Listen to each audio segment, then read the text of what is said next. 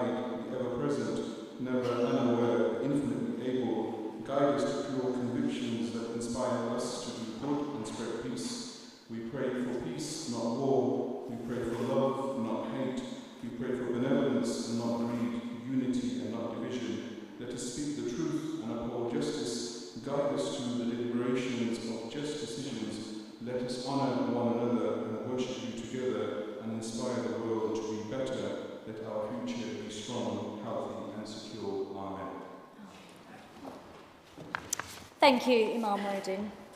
Please be seated.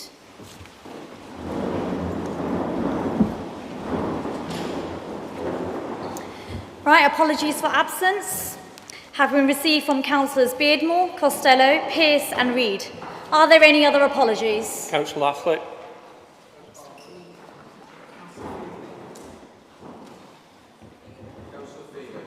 Thank you. Executive Leader, fellow council members and respected colleagues. It's my sad duty to have to begin today's announcements with news of the death of William Harrison, known to one and all as Bill, who was a civic mayor of Tameside, 2004 to 2005. Bill, of course, was the husband of another former mayor, Pauline, to whom he was married for 54 years. I'm sure you will join me in extending the borough's condolences to her and to the whole family at this very sad time. Although Bill represented St Michael's for a relatively short period, he still made his mark in the ward. He was instrumental in securing a dedicated war memorial for Cockbrook, which stands near St Gabriel's Church. And when he unveiled in 2010, from a wider Ashton point of view, he served as a governor at the old Hartsheet High School in Hurst, and he worked as a contracts manager for the former New Charter Housing Group. Bill will be greatly missed, and I would ask you now to stand and join me in observing a minute's silence in his memory.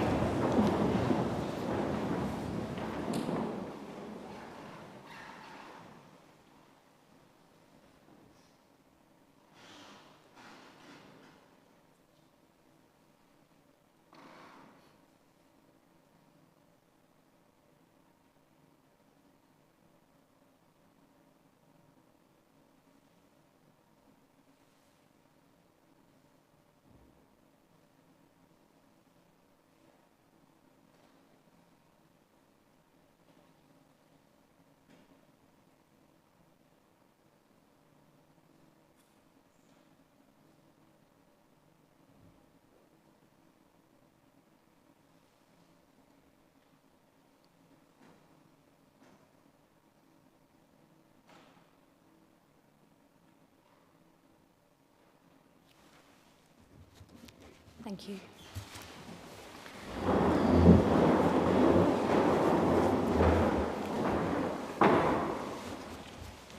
Once again, it's a great pleasure to be with you for this afternoon's meeting at full council here in the Jubilee Hall at Dukinfield Town Hall. A particular welcome to Tameside Youth Council, which is represented by Harry and Jacob, supported by our youth manager, Melissa Hopwood. There at the back. We are seeing our youth councillors at full council after many years. It's so important for our young people to be involved and be visible in this democratic forum. I welcome you back.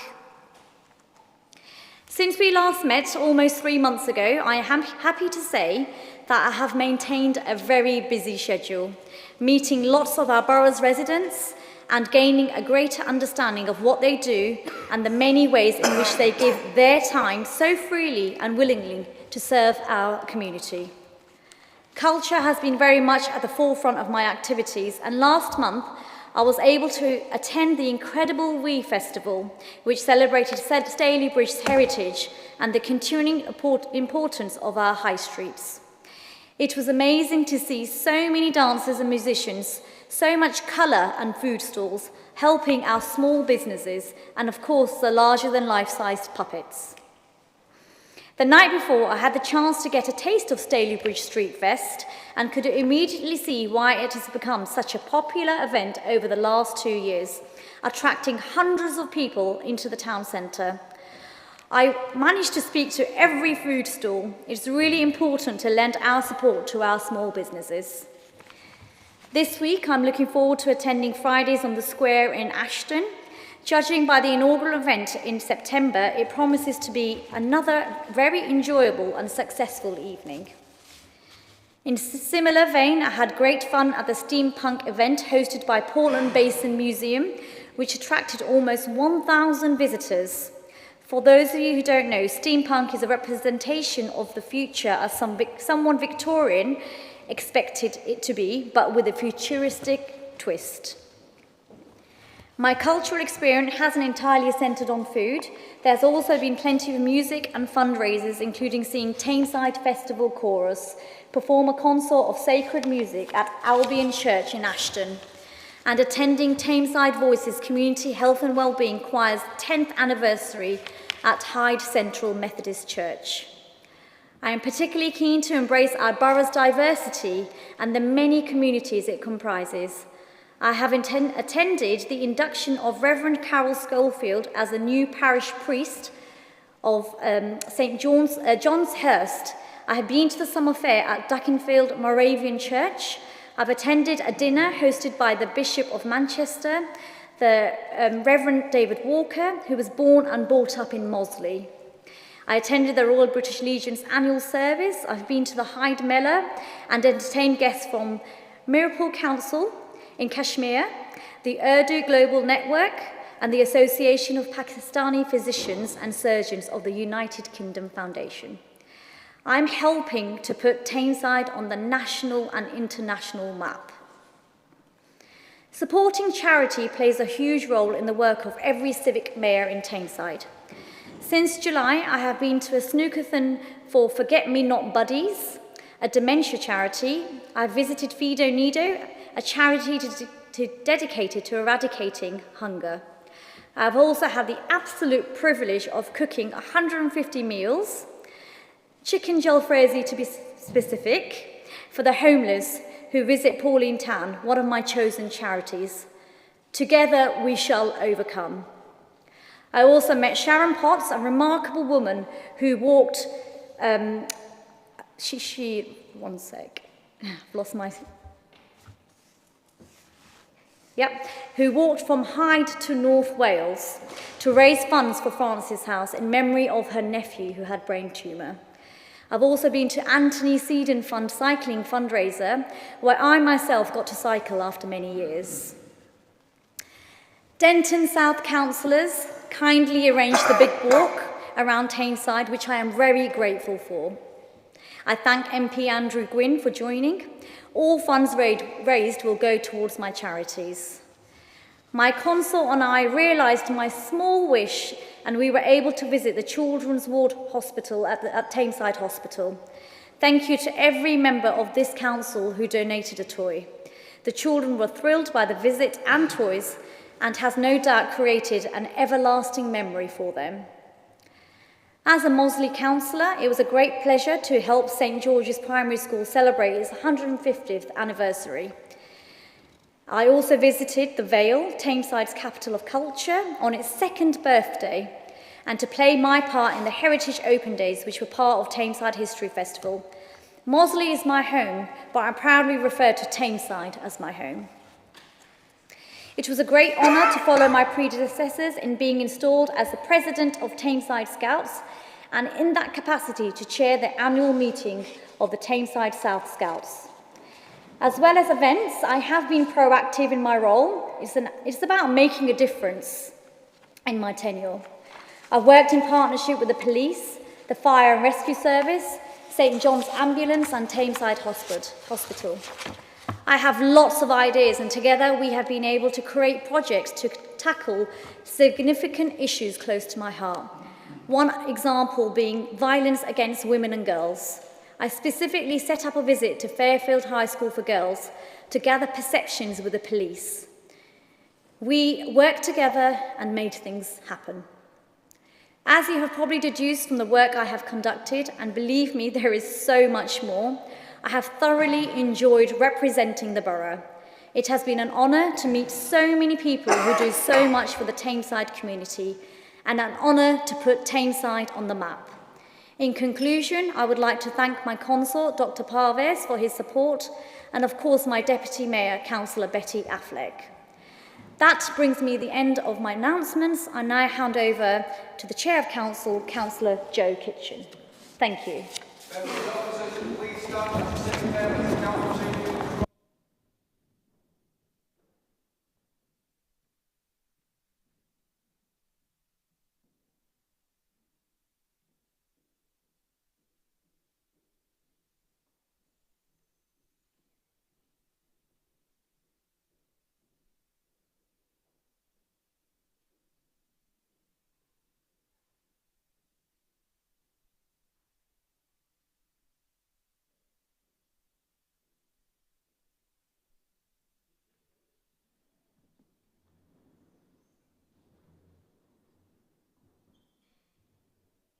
We'll now go to agenda item 2, which is the council minutes. Are they moved?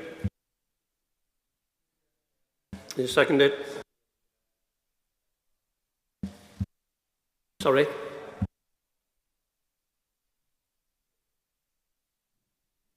Just to clarify something, at the last meeting it was said that I was factually incorrect for stating that Active Tameside was closely linked with the council.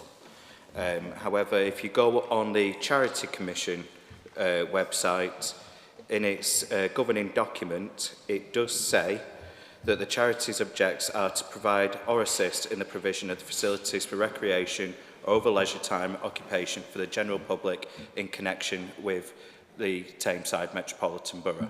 So the council is closely linked if you read the governing document. Thank you.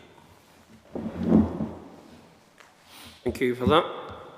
We now move on then. If you're all happy for me to sign the minutes. Okay. Agenda item 3 is declarations of interest. Are there any? No. Agenda item 4, communications of announcements. Ask the leader to make his statement. Thank you, Chair. Members and officers of the Council, as we come towards the end of the year, it's clear that we've had challenging times both for Tameside and the country as a whole. While the Bank of England appears to have made the decision to stabilise interest rates for the time being, the threat of a wider recession and further cuts to public sector funding are unfortunately very real. But I have made it clear that these circumstances shouldn't scare us off from making decisions that are right for Tameside. And it is that I want to talk about tonight. From day one, I have said that my highest priority as leader is investing in the borough and its residents, using what funding and powers we have been given to drive a regeneration of our town centres through culture. Last month, we had a little taste of what this means in practice as 1,000 people packed Fletcher Square in Ashton for our first Friday on the Square event. Ashton Town team even managed to bring the fabled Black Knight, a true legend of our local history, out to take part in the festivities. It was great to see so many people, young, old and families alike, come out to create an atmosphere at a time when the town centre would normally be deserted. The next Friday on the Square event takes place at the end of this week, as the Mayor has previously said, and I would encourage you all to take part and help to put Tameside on the Greater Manchester food, drink and culture map. Less than a week later, we were in Staley Bridge with Farrar the Fox and friends, and they made their way through the town as part of the Weeb Festival. The event, which took place on Saturday the 9th of September, was part of the historic England's collaborative High Street Fest project, delivered in partnership with Tameside Council, the Bridge Culture Consortium, Emergency Exit Arts and Mosley-based Global Groves. It offered a spectacular procession of music and dancing with carnival performances and creative activities in our amenity square. Staley Bridge was just one of 6 towns across the entire country to have been chosen to host an event, and I think we put together a great show to build on our good work on the High Street with the High Street Heritage Action Zone and Greater Manchester Town of Culture legacy. Most important of all, it celebrated our high streets and the people who love and look after them. The feedback from residents and businesses has been fantastic, and I can't wait to see Staley Bridge hold a further event in the future. Even as we celebrate these achievements, we've got one eye on the future to see how we can do them bigger and better. Through our talks with people on the doorsteps and shops of Tameside, we've heard time and again that a redeveloped Ashton Town Centre with the market at its heart is one of their highest priorities. That's why I'm happy to say that we've received the green light from the local planning authority to press on with our plans for Ashton Market Square, using funding from the Levelling Up money awarded by the government. We have ambitious plans to give the Market Square a facelift that the likes of which haven't been seen in Tameside for quite some time.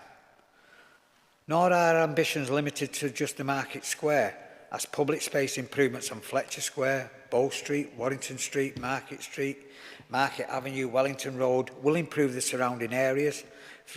Thoughts of deterring the antisocial behaviour have also been considered, with clear sight lines, improved lighting and CCTV throughout. Another major plan in the works is the resubmission of plans for Godley Green Garden Village, taking into account as much as possible the concerns residents have shared about the previous iteration. I hope to provide further information on this progress within the next few months. I should also like to mention the surprise additional £20 million fund for Ashton announced by the government on Sunday. It is great news for Ashton and Tameside, especially since it is long-term funding. It's a long-term funding scheme that includes revenue. We understand that we will receive an endowment-style fund worth £20 million over 10 years, split between 25% revenue and 75% capital. This is different to previous rounds of levelling up funding, which have provided only capital grants. Ashton's town selection came out of the blue, as like everyone else, we were not aware of the fund ahead of the announcement of the weekend. Its document, Our Long-Term Plan for Towns, says the rationale for this purpose is to ensure funding goes directly to towns which will benefit most without new competition or unnecessary hurdles. Councillor Chotsky will refer to this also in the public realm item in the executive minutes of September. We are starting to see a considerable amount of ambition for our towns that make up Tameside, including Ashton. We will still need a lot more money for this to happen. While the fund is welcomed, it doesn't take away the financial pressures that the council are under and the next government is going to have to address that, as there are massive financial pressures on public services.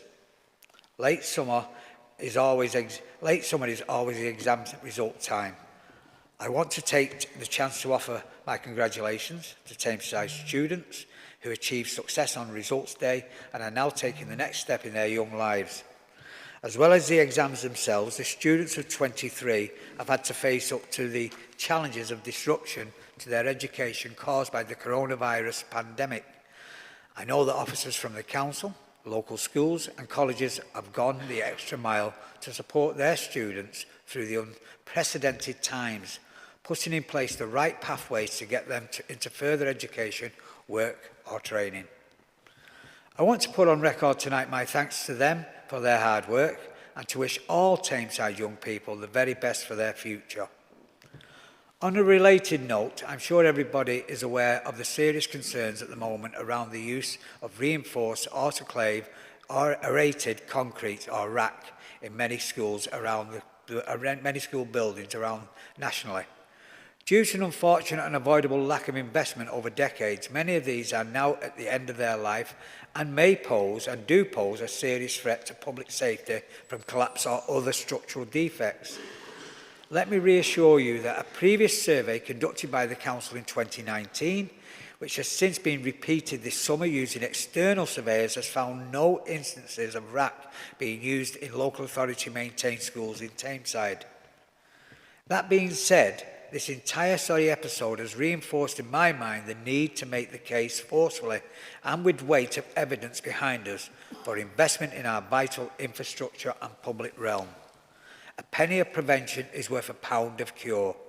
Allowing decay to take hold to this extent is not only unnecessarily dangerous, it means that we have to pay much, much more when the bill finally and inevitably comes due. In light of the fact that we welcome this evening young people from the Youth Council, I want to finish off by informing the Council that our new children and young people's plan was agreed at Cabinet in August. When complemented with the early help strategy, family hubs and our new adolescent hubs, the plans for which have now been agreed in principle will provide a new approach to ensuring that our children, young people, get the best possible start in their lives. The final plan has been strongly shaped by young people themselves through local organisations such as the Children in Care Council and the Youth Parliament. And furthermore, we recognise that success will require the partnership of every person, every organisation who works with and cares about children, young people and families in this borough. Our goal is nothing less than guaranteeing that the voices of Tameside children and young people are heard and taken seriously every time, as early as possible, at home, at school and in the community, especially at those moments where they need additional information, advice and support of help. I know that our improvement journey in children's services has not been as smooth and there is much work still to be done, but I am confident that these refreshed plans, following our external review of our processes and backed up by new senior leadership team, will start to deliver the positive change we want and need to see in Tameside. I have also ensured that all members and MPs have had a separate meeting, and I am aware that the Chief Exec and the Director of Children's are currently meeting with the DFE and Ofsted, who are supportive of our approach. Since I became leader, I've always believed two basic principles. One, we must be honest and upfront about the challenges we face. But secondly, we must never lose hope or sight of our aspiration and ambition to make Tameside a better place. Let me say once more that I truly believe that within this chamber and in the wider borough, we have the skills, the resources and the commitment to deliver a better tomorrow. Tonight is a time for celebrating our success, especially in the fields of culture and education. It is also time for acknowledging the trials ahead and taking the actions needed to live up to the trust that our residents have placed on us. Let's promise each other and ourselves that by the rest of 2023 and beyond, we will resolve to leave no stone unturned to realise the potential of this place that we all call our home. Thank you, Chair. Thank you. We now move on to agenda.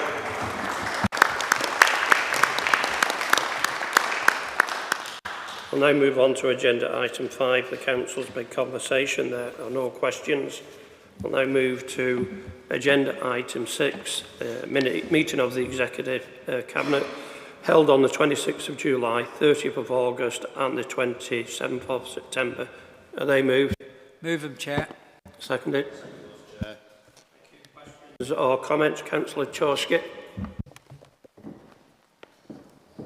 Thank you, Chair. Thank you, Chair. I'm referring to item number 52 in the 27th September, the last Executive Cabinet that we had. The Ashton Public Realm Strategy Phase 2, which includes the Phase 1 and key themes for the wider town centre to ensure robust and cohesive town centre-wide strategy was in place to attract further investment. And as leader referred in his announcement, I'm pleased to refer that on 30th September, Ashton and Lyme was announced as one of the 55 towns to be given £20 million as an additional funding over the course of next 10 years to invest in local priorities. The details are still very sketchy, but I'll try and summarize very briefly. So, and we will try and come back to the councils and relevant stakeholders with much more detail in the due course. The funding is to be used for the development of the long-term plan to invest and regenerate the town based on priorities of local people, and then put to the consultation. The £20 million funding is to be used to support the town plan over the course of next 10 years, including regenerating high streets, securing public safety. There is a requirement to establish a town board to bring community leaders, employers, local authorities, and the local MP to oversee and deliver the plan. A toolkit of additional powers will also be available to support from tackling antisocial behavior to auctioning empty high street shops, reforming licensing rules on shops and restaurants, and supporting more housing in the town centre. There are 3 broad investment themes to this programme: safety and security, high street heritage and regeneration, and transport and connectivity. The capacity funding will be made available in 2024-25 for local stakeholders working with the Council to establish the town board or to expand or adapt an existing one and support ongoing running of the board and development of the town plan, including engagement activities. This funding forms part of the overall funding package. It is not explicit in the guidance, but it suggests that this essentially forms a specific part of the overall £20 million made available. I just want to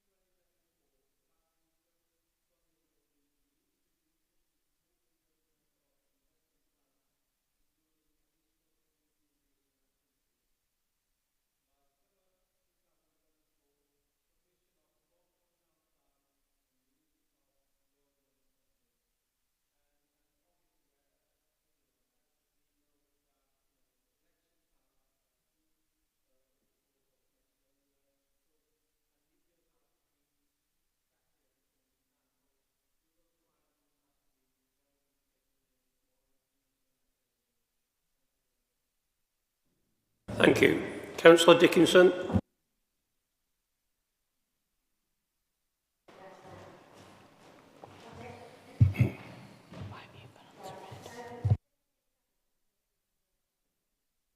Strategic Planning and Capital Monitoring Committee, 17th of August. Unfortunately, I had to give my apologies for this meeting, but I did read the agenda and it appears to me that on capital spend and receipts, we are not really moving forward at all.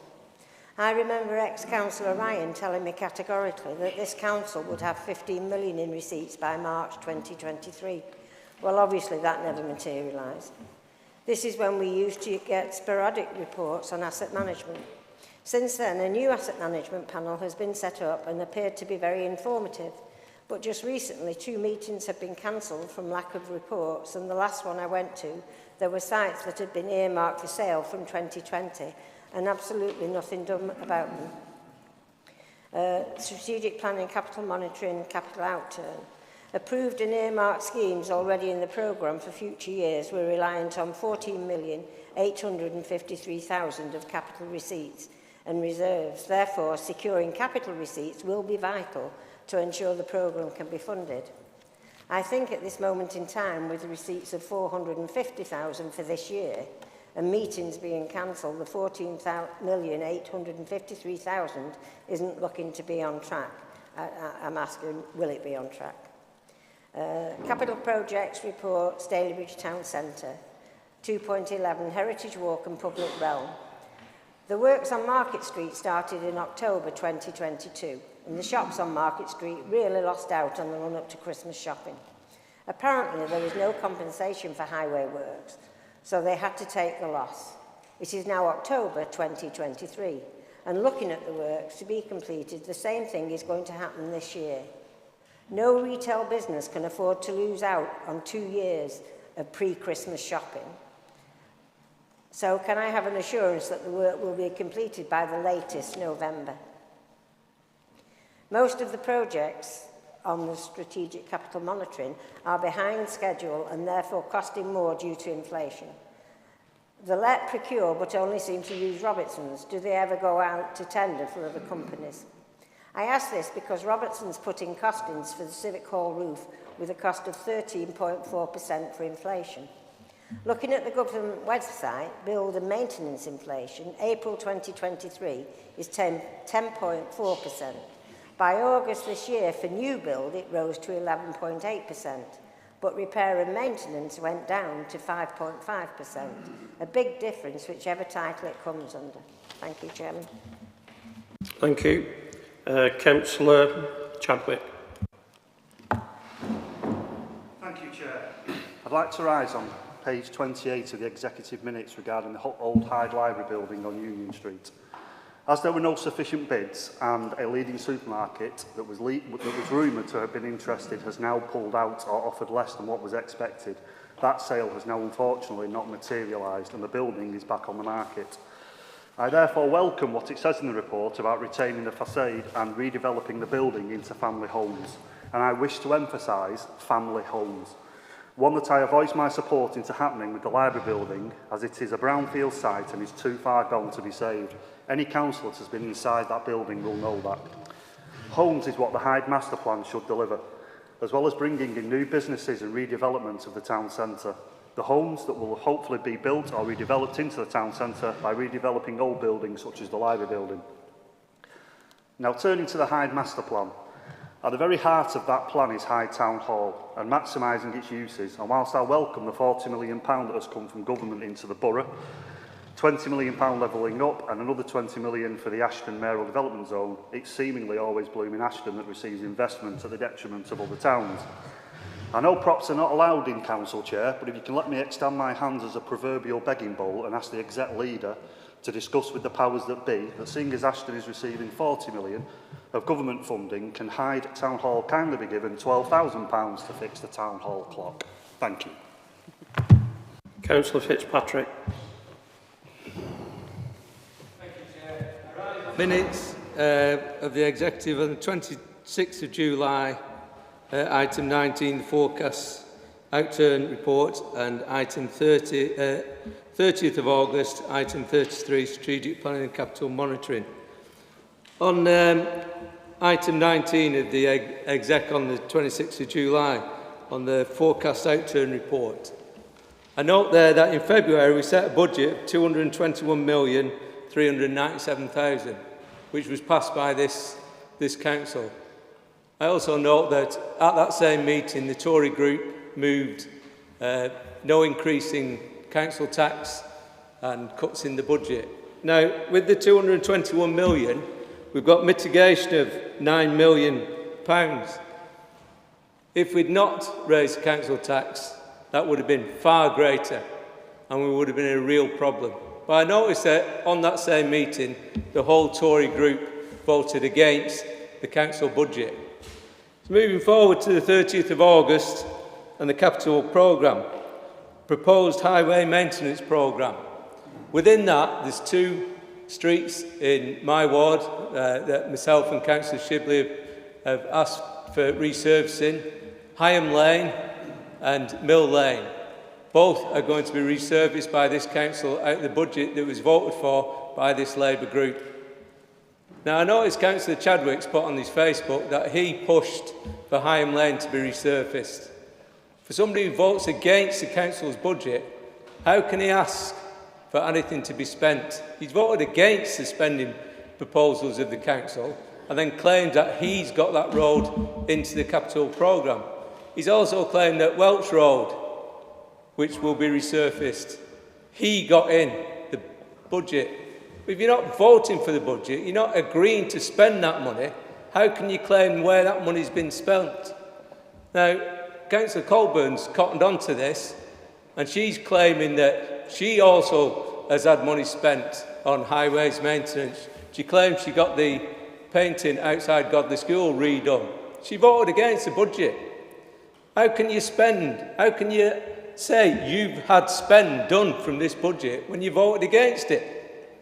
Now, Councillor Colburn's got a problem, because on Barmouse Lane, they've introduced 20-mile-an-hour zones.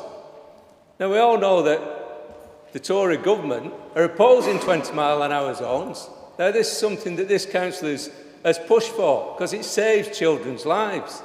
Having a 20-mile-an-hour zone will save a child's life. If a child's hit by a car at 30 mile an hour, chances are that child will be killed. If they're hit by 20 mile, the child will be injured. But this Tory government are now pushing to get rid of 20 mile an hour. So Councillor Colburn's got a problem. Is she going to start campaigning to remove that 20 mile an hour zone on Barmouse Lane and also on the James North Estate, where we've got it introduced, and I've no doubt she'll claim that? But you can't claim anything in this borough if you don't vote for the budget. So both of them making claims that they've got this council to spend money when they voted against the budget that this council is spending. I just think it sums up this Tory group in here, and I look forward to watching tonight on Channel 4 Partygate, and that will tell you what the Tories are actually like. Thank you, Chair.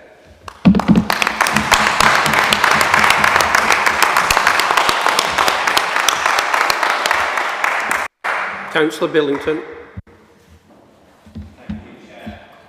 Start off by returning on Councillor Fitzpatrick's comments. When we voted against the budget, we're voting against the council tax increase. We're wanting the council to work more efficiently so that services are delivered at a price that the public can afford. But when you're continuing to increase council tax every year and we're not seeing anything for it, then yes, we will vote against that, because you've done such a bad job of running this borough for 45 years. And in terms of potholes, it's this government that have created the Pothole Action Fund with specific funding. Over £10 million over the last 5 years has gone into the Pothole Action Fund for Tameside specifically. So we're not against that. We approve that, and we ask for money to be spent on those roads in our areas, and rightly so, because we do a good job of representing our residents. But I'm going to go on to Councillor Choksky's comments, and I'd like to congratulate him on making his first speech in this council since becoming cabinet member, probably about 18 months ago. So well done, Councillor Choksky. But in terms of Ashton Town Centre, we need to make sure that that money is spent wisely. Just because you've got £20 million means that it shouldn't start being spent on pavements like you're doing with the current £20 million that you've had for the Levelling Up Fund. A lot of that is going on addressing public realm works. And people don't want pavements in Tameside, they want jobs. We need to grow the economy in Tameside, and we need to deliver well-paid jobs, because we do have the lowest job density in Greater Manchester. It's something that I've been saying for some time. I'm glad that Councillor Cooney stated at a recent exec cabinet meeting that GMCA is ignoring Tameside, and he wants action on that. So I do welcome Councillor Cooney in making those comments against the Mayor of Greater Manchester, Andy Burnham. But what I really want to speak on tonight was the state of children's services. Children's services in an absolute mess, and through this month we've seen the leadership team of children's services go. All of them, all three, the director and the 2 deputy directors along with them. But what I'm having trouble believing is the timeline of this happening. So on the 18th of August, all of us as councillors got an email stating that the Deputy Director of Children's Services, Tony de Crop, was leaving. And then later on in the month, we were told that Alice Davis-Tracy and Paula, I don't remember her surname, the other Deputy Director, was leaving as well at the end of August. And we've had a member development briefing of sorts as individual groups, and we've been told that the reason why that they wanted to leave was because we was looking at doing a mock inspection through the LGA or through some people, consultants that the council had hired to evaluate children's services. They do this inspection of sorts, whether you want to call it an inspection or not. I know that when I bring up certain terms, I'm told I'm not using the correct terminology, but it's all apples and pears. The fact is, we were told that on the 18th of August that Tony de Crop had left. The reasons behind that was because of this mock inspection. Councillor Billington, you're not referred to council's officers, please, during your speech. Thank you. So then we were told that this inspection is taking place, and some findings from that was then given to the Director of Children's Services at the time.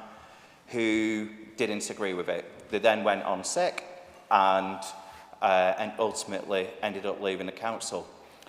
How did this all happen in the space of pretty much a week? The council does not move at this pace, and something has been going on a lot longer before that we're not being told as corporate parents. I'm also told there was no report on this. So we hire consultants to review a service and there's no written report or evidence or statements around children's services. Why are we spending this money for just verbal feedback? That's not a way to run the council at all. But we've got all these people who've left children's services now, and the one person that remains is Councillor Fairfowl, who has run the service for the past 4 years. Ofsted stated in a previous report that there was a lack of political leadership in the service. And I think it's about high time that Councillor Fairfowl joined those former directors and resigning from children's services. Thank you. Councillor North.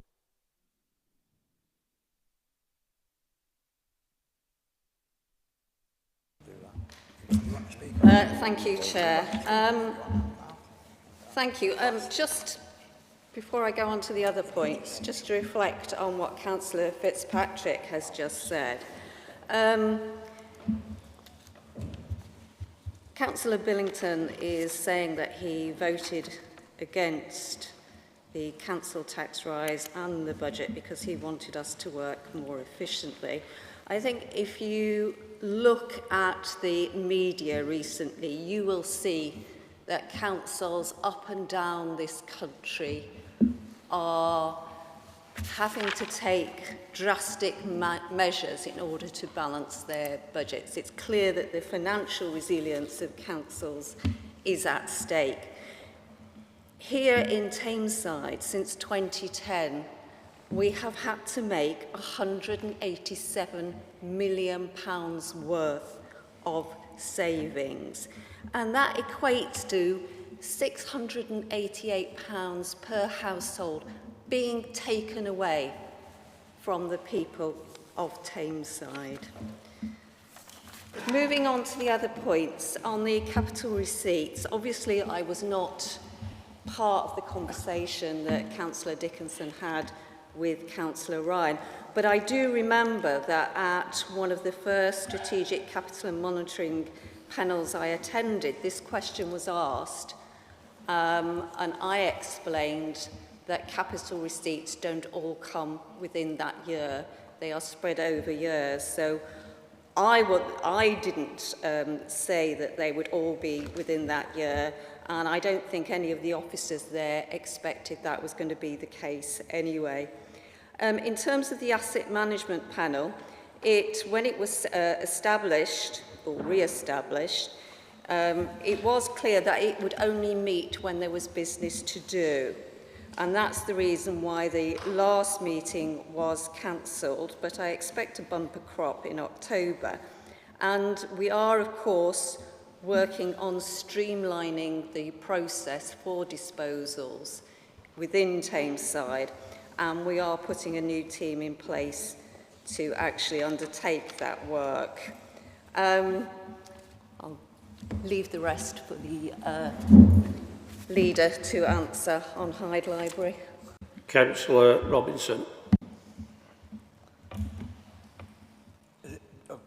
Bill wanted to respond. Robinson. Oh, Councillor Robinson, sorry. Councillor Robinson. Thank you, Chair.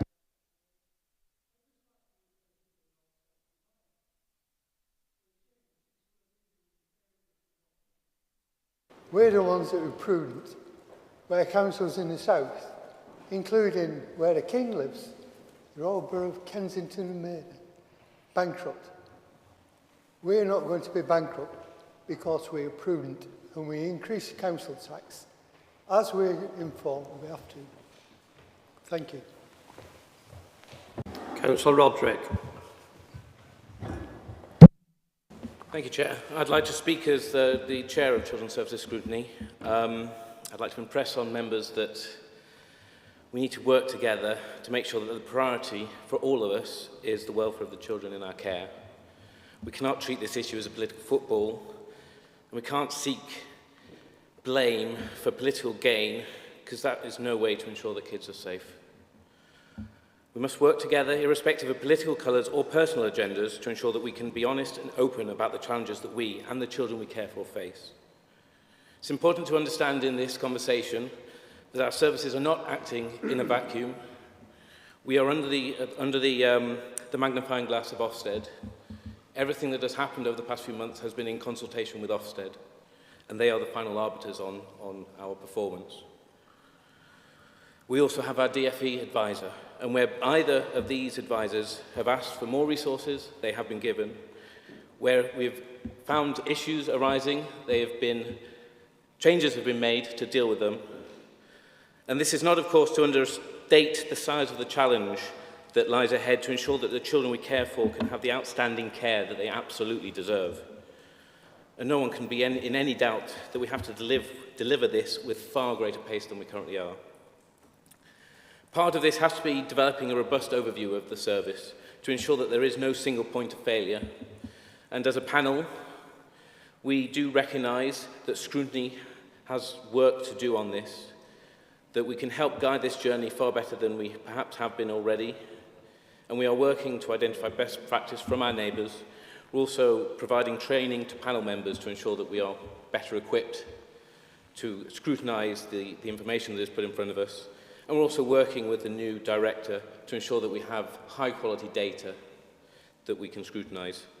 So we are seeking to support the executive member and the new DCS so that we can achieve that pace of delivery that is required. Thank you. Councillor Dickinson.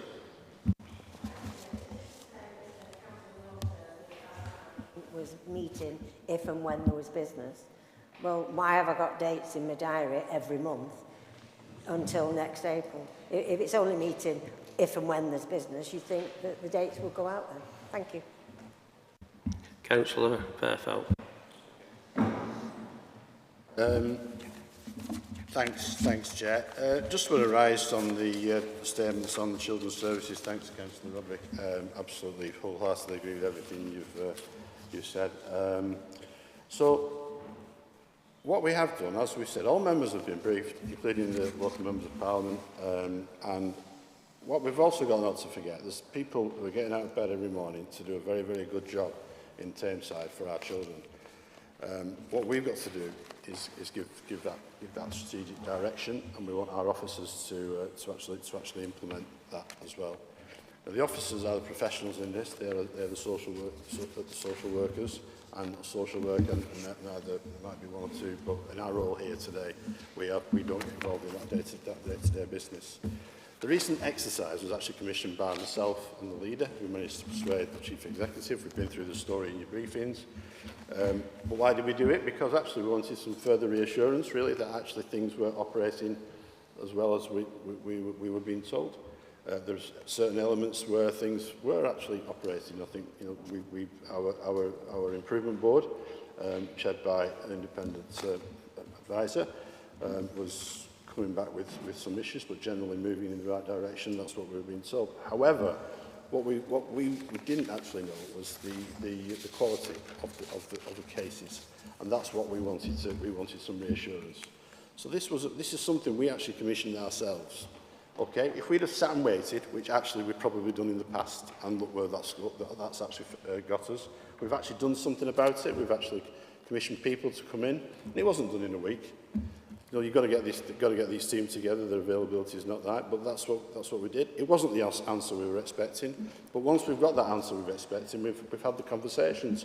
And I'm not sort of speaking about individual cases where people have decided to not work for us anymore. But again, we've had to move quickly, and I believe we've got a good team in place now to actually implement some real good changes in the service. And also, I think we're obviously seeing some benefits already with the information that we're sort of getting back. I think one thing to remember, whatever you think of me, whatever you think of any other politician on this ground, We are corporate parents, you're absolutely right, but I want to ask yourselves, what have you done? What has anybody done as a corporate parent? We've got more politicians now involved in corporate parenting than we've ever had before. There's more interest, so thank you for the interest. It's not all, you know, sometimes it's challenging, but at least there's interest there. And people are actually saying, what can I do? What can I, you know, can I make the cake? Can I do the pencil case? Can I do whatever it is? What can I do to help our children? And that's absolutely the right thing to do. Unfortunately, we've still got this little backlash where people are just wanting to stand up and criticise the service. But I do thank every single one of you who's actually making a positive contribution to this. And also, just finally, once again, thank you to the staff, because everything we say in this chamber is actually being watched by our children's services team. And they need our support more than ever, because it's no fun coming to work when people are having a go at you all the time, and people actually who probably don't know what they're talking about. So that's my plea to everybody in this chamber. Thanks everybody for the support. Okay, and I'll leave it there, Chair. Thank you. Councillor Sweeton.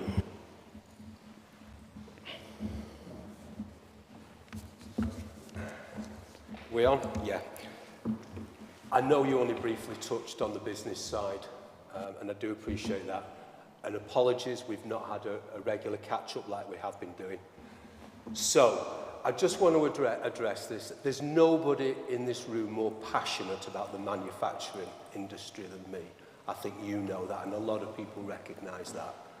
As a professional engineer in a former life, I loved it, and I've taken that love of it into the council, and I always try my best for employment.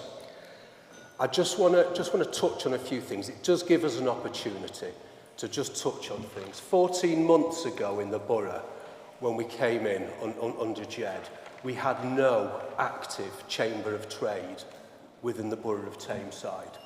They did in every other authority around the Greater Manchester. And there were some difficult conversations. We're over those now.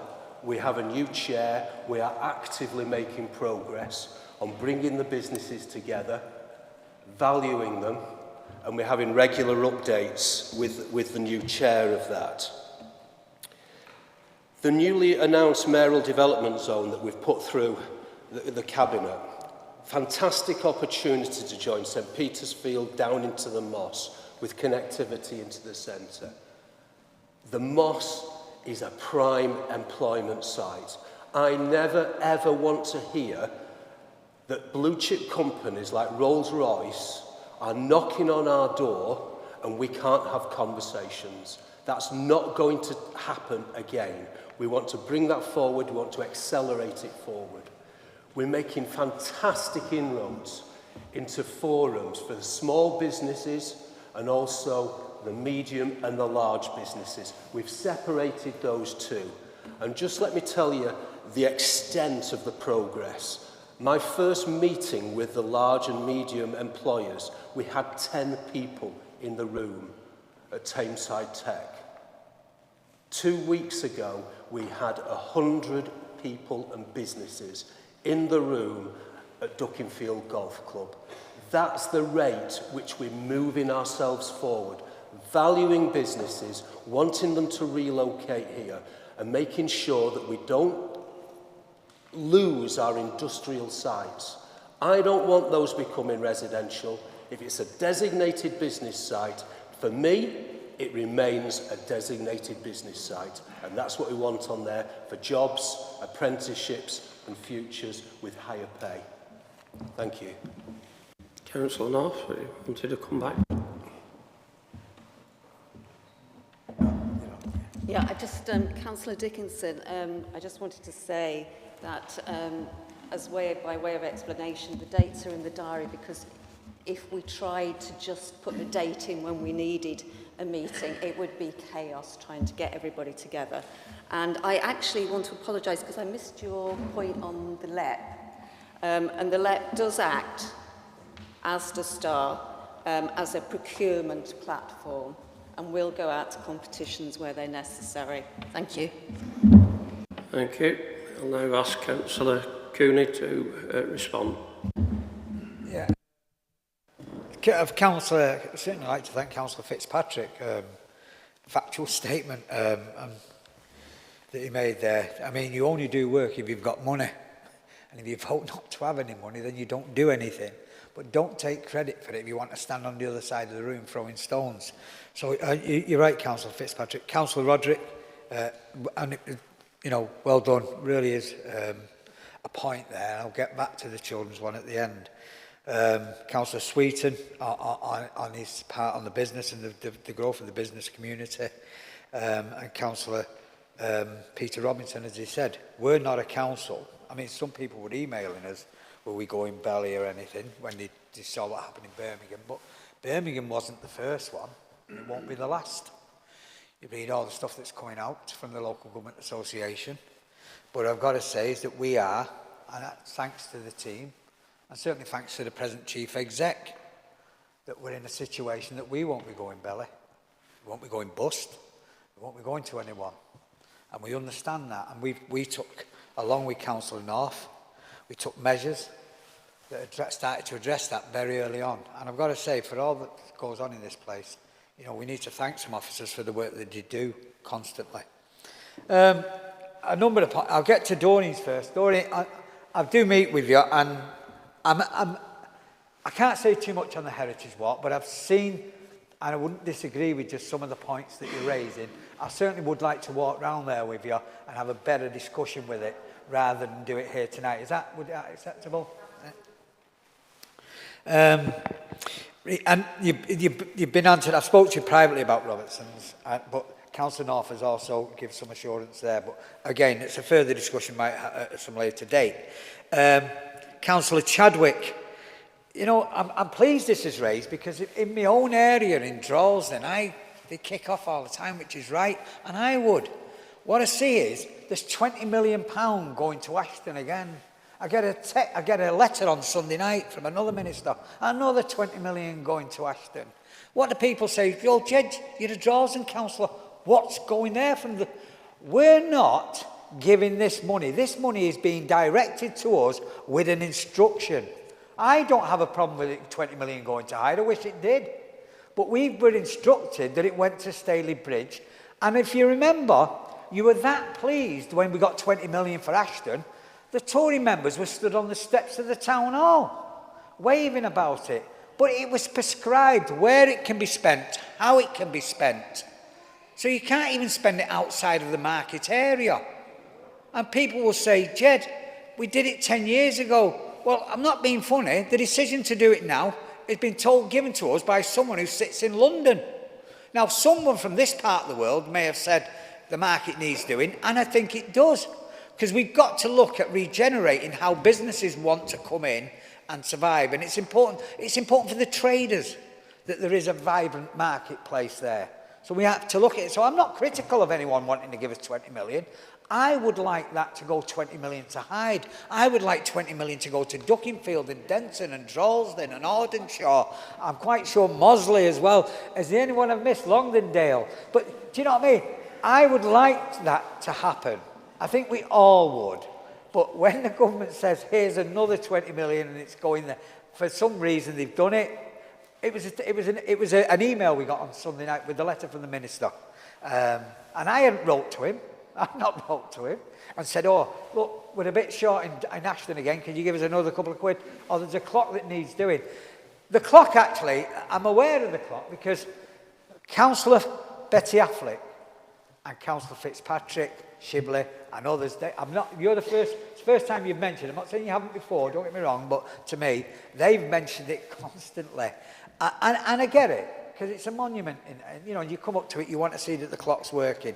And, you know, we're looking at that. We're looking at that, and hopefully when we do look at it in the future, it'll actually tell the proper time rather than just twice a day. But so in that sense. Now, Hyde Library. You know, I'm in the construction, and there's a number of other people here in the construction, and it was sad to see that Billy Harrison has passed away. I know Billy. He was a carpenter like myself. And you've got two walls. Let's get it right. I think everyone in this place would like to save the two walls. That will only happen if someone wants to put the money into that.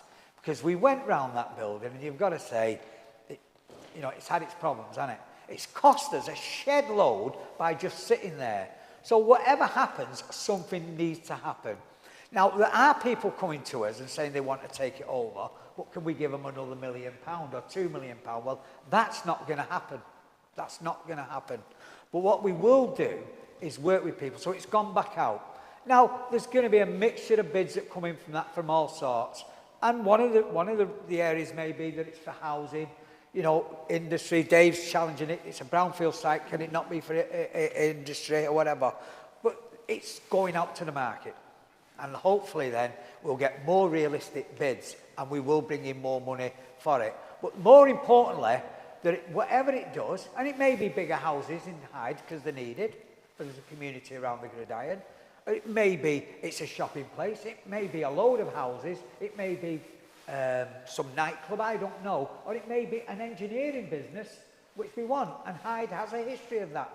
So we would hope that it goes out, so it isn't a delay. Whether the two walls could be saved, I'm not a structural engineer, and we did it on Ashton Town Hall, and I think it blends in with it, you know, in that sense. So fair play to Councillor Quinn when he tried to, sort of gives it that aesthetic look. I think, Councillor Chotch, it was interesting, you said, do you know, Councillor Chotch may not have spoke at full council. He has spoke at full council, not as a cabinet member, I get that. But if no one bothers asking you the question, there's nothing on, so you just sit there. The same as quite a few of them, but they speak quite often at committee meetings and have at different times since they've been on the council. So it's, if you ask a question, they'll come back to you. Right, to the children's services. And it's right that it's mentioned here. And more, you know, and Councillor Roderick and Councillor Fairfowl, you know, my first meeting I had was over children's services. And we go back 2016 or whatever, but listen, we can only talk about where I am now at the moment. And we went out with an exercise because politically we've been told we weren't getting involved, and rightly so. We disagree with that, but that's what they said Ofsted. They didn't just say it last time, they said it before, And so what we did was we had concerns, we went out and we got bits of feedback because we were unsure. That's our role as politicians. That's what you put us here for, and that's what the exec member for children is supposed to be doing as well, and he is. And what happened there then was we found that, and it wasn't an Ofsted report, make this clear, there was no Ofsted report, someone gone out, but what actually happened was we were off course. That's the reality. You're preparing a mock exam, you're looking at it, and we were off course. We believe the actions that have been taken and the people that have come in now actually are correcting that now, and we're in the right direction. But I would make this plea here tonight. Children must never ever, and I said it 12 months ago, a bit longer, 30, must never ever be a football, a political football, that we score points for each other. Yes, challenge how we do our job, quite rightly so, if we're not performing or anything, but more importantly, after you walk out of here, whether we sit in scrutiny, whether we come into contact with anyone whatsoever, we champion the cause of all the children in this borough. Doesn't matter whether children in care or whatever. They've all got aspirations, and we need to work together as a collective on that. Put the politics at one side, because we all know where there are children with problems and issues, and families. It comes from families and working with them. And if you take away what happened with the Sure Starts and everything else, you've got to help out with the family. In some cases, nothing can be done, and we need to give them, we have to take children in care. But I do think no matter what, it's everyone here tonight, has to move forward on this. Forget about the scoring the points, and it will happen, someone should be sacked, we live with that, that's life. But more importantly, we're now being correct that you work with the new director. I think you all would say she was impressive, and the new team that are there, and that's all I would say. I hope that we all work together with that, because we will get that outcome, and that's why when I came in, I made the scrutiny a joint committee. Rather than a political football, it's important that we all work together. And I would ask at the moment, I think the steps being made by Councillor Fairfowl for the first time were correct and right. And I do think, though, that over the next 12 months, the next 18 months and 2 years, we constantly challenge ourselves, because we have to do that.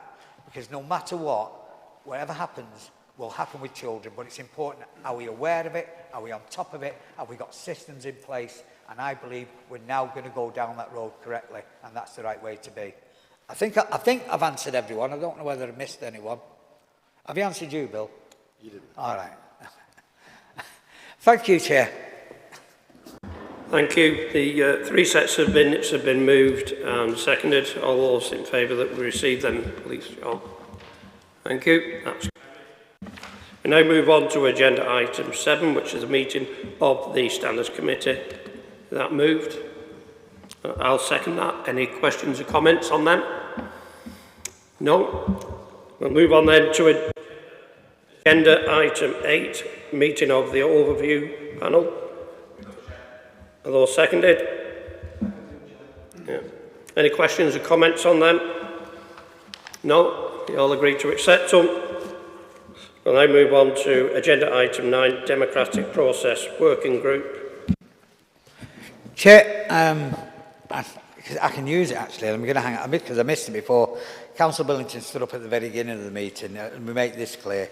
Active Tameside, although in Tameside, are not part of Tameside Council, and make that clear. But what I want to say, more importantly, with the democratic process minutes, if you all look at them, there are changes now to postal votes and how people apply to be, and it's important therefore then that we encourage people, where they can't vote at the box, that they get a postal, but understand the system that's coming in will disenfranchise large amounts of people. That's the reality of it. In the last election, it didn't have a big hit in the local. You know, there was a small amounts but disenfranchised. If you've got a general election, that's a large amount of people across the country that will make a difference with who runs this country. Because a few will not be allowed to vote. If you're a young kid at 18 and you haven't got a driving licence, you've not applied for one, you've never been abroad, you haven't got a passport, do you know what I mean? And you're going to go through all these hurdles, you're not yet on the register somewhere. You know, the DWP don't know who you are, they can't confirm you. You're not going to vote. And do you know what? You're not going to want to. What, young kid, I've got other things to do. It's Thursday, what am I going to do? Not, you know what I mean? So what I would ask you and urge us all to encourage people to make sure they're registered. And also there's going to be a change to your registration as well. So yourselves have got to start giving information, your national insurance number and everything else. All I would just say is, it's not a point scoring. Read them and make sure we make people aware of them, Chair. Otherwise, I'll move them. Seconded. Any other questions, comments on them? No? You all agree to accept them? Yeah, thank you. Agenda item 10, annual report of the audit panel. Councillor Naylor. Thank you, Chair. I'll move them, but just to say I'm pleased to be bringing this report to Council to give members of this chamber an insight into the work of the panel over the previous 12 months, but also to demonstrate that fundamentally we are meeting our terms of reference. I don't need to tell anyone in this chamber the difficulties of the past 12 months in terms of rising inflation, rising interest rates, which ultimately have had a significant impact on existing risks for this council, but also emerging ones as well. So it's really important for me to be able to demonstrate to you as members who are charged with governance ultimately that the panel is doing the job it can. In addition to that, I think it's worth saying that there's been a lot of issues nationally with local audit. Firstly, technical issues around accounting of infrastructure assets and other liabilities which have held up us receiving audit completion reports, not least for 2020-21, which have only recently received in August of this year. We'll also note that Minister Lee Rowley from the Levelling Up Ministry wrote to the chair of the Deluxe Select Committee in July to say that only 27% of local authorities in England have received their audit completion reports for 21-22. Tameside being in the majority that haven't. We're obviously working with our external audit providers, but also I know and have confidence in our officers that if and when we can move that forward, they're ready and willing to work with external audit to get that process over completed. And we know nationally there is work going on to ensure that these backlogs are dealt with in as quick as time as possible. All else I want to say is that I've got great gratitude for all members of the panel, all political parties aside. They've committed to this panel, which in some cases isn't the most exciting in terms of the things to read, but they've certainly committed to it and have held both our officers and external audit to account. It is an incredibly important part of this council, managing its risks and demonstrating that we do have good governance structures. And I do appreciate the commitment they've put in, be that attending the meetings, attending the training, and having input into the agenda items that we've considered. I think moving forward into this municipal year, I'm delighted that we've recruited 2 vastly experienced independent members to join our panel, Mr Stuart Fair and Mr Ian Duncan, who both have experience working in Tameside but also significant expertise in this field, and that can only strengthen the work that the panel does.